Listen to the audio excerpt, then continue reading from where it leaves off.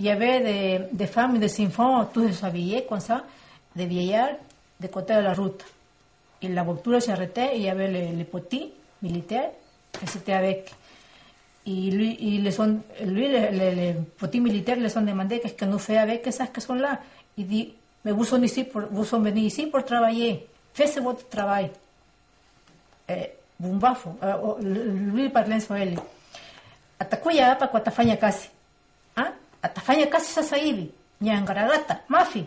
Nakuya hapa kwa tafanya nini? Nakuya kwa tafanya kazi, atafanya kazi yake. Si vous sont venus ici pour travailler, faites votre travail tout de suite. Ce qui voulait dire d'éliminer les gens qui étaient là, quoi.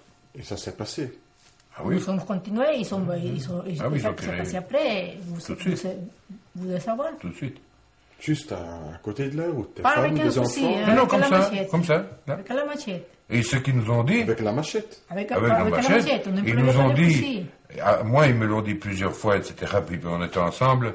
Ils m'ont dit, nous gagnerons la guerre avec leurs uniformes et avec leur méthode. Nous ferons la même chose. Et c'est pour ça que nous dit, ils sont trompés comme ça la population, ils sont trompés comme ça les journalistes parce qu'ils sont coupés à des gens qui sont trouvés cachés là, des vieillards, des malades, des enfants, los sont coupés à la tête pour dire que c'était le Cineramo. Mais c'était pas le Cineramo parce que c'était fait la même chose, disons, que le Cineramo.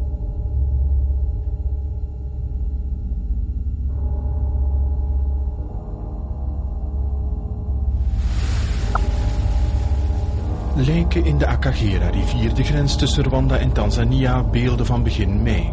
Marcel en Gloria hebben dit al eerder overal gezien. J'ai vu l'Akagera, j'ai vu le lac Mpanga, le lac Chambwe, qui sont des lacs importants, le lac Nasho, etc. J'ai vu des centaines et des centaines et des centaines de flotteurs. Des cadavres frais en ce moment. Mais justement, parce qu'il y a des gens qui vous disent, oui, mais les flotteurs, c'était du temps des Interamwe. Mais nous sommes à la fin du mois d'avril. Et moi, je sais qu'il n'y a pas eu d'Interamwe, il n'y en avait plus chez moi. Donc ces cadavres qui sont là, un cadavre ne flotte pas pendant des mois. La même chose quand on a dit que les cadavres arrivaient dans le lac Victoria partant des chutes de Rusumo, c'est matériellement impossible quand on connaît la région.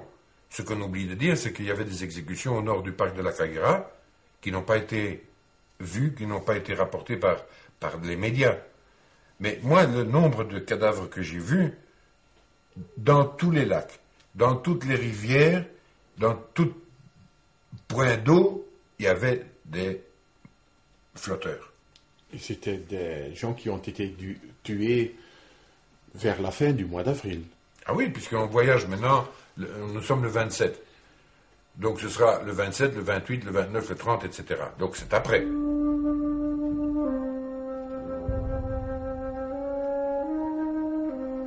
Nog wekenlang drijven de lijken met duizenden over de grote rivieren.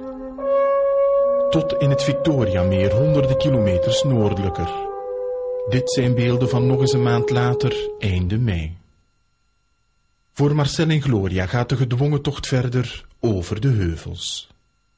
La dernière épingle à cheveux pour arriver sur l'asphalte, là on tombe sur un paquet de gens. Dans la boucle, dans l'épingle à cheveux, il y a un paquet de gens qui est par terre, morts, gonflés, et au milieu, là je sais vous dire, maintenant je peux vous dire qu'au milieu du tas, il y avait 3 vivants, assis. Et les autres étaient morts, ça c'est sûr qu'ils étaient morts, là je ne me suis pas trompé. Donc, c'est horrible à voir, c'est qu'il y a des gens qui passent, qui montent et qui descendent, qui passent à côté de gens qui ont été exécutés. Ces gens qui restent assis au milieu sont certainement des gens qui ne peuvent plus marcher parce qu'ils ont eu des balles dans les jambes ou les jambes coupées ou quoi, mais qui ne sont pas encore mortes, qui attendent la mort dans ce tas de cadavres occupés à pourrir. Et on ne les achève pas. Et c'était fait il y a quelques heures seulement. Oui, puisque les gens, je ne sais pas combien de temps peut rester en vie une personne qui n'a plus de jambes ou qui ne sait plus se déplacer, mais à en juger les cadavres, ils étaient déjà gonflés, mais n'étaient pas encore pourris. Donc, c'était d'il y a 2, 3, 4 jours peut-être, pas plus. Donc, on part de là, on arrive... Et les gens qui vous accompagnaient ne faisaient Rien du tout. On ne pour s'arrête ces pas gens. ni pour les sauver, ni pour les achever. On les laisse comme ça.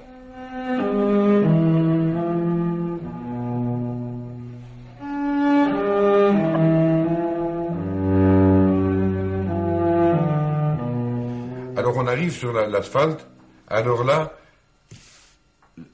ça devient tellement gros, ça devient tellement un abus de mort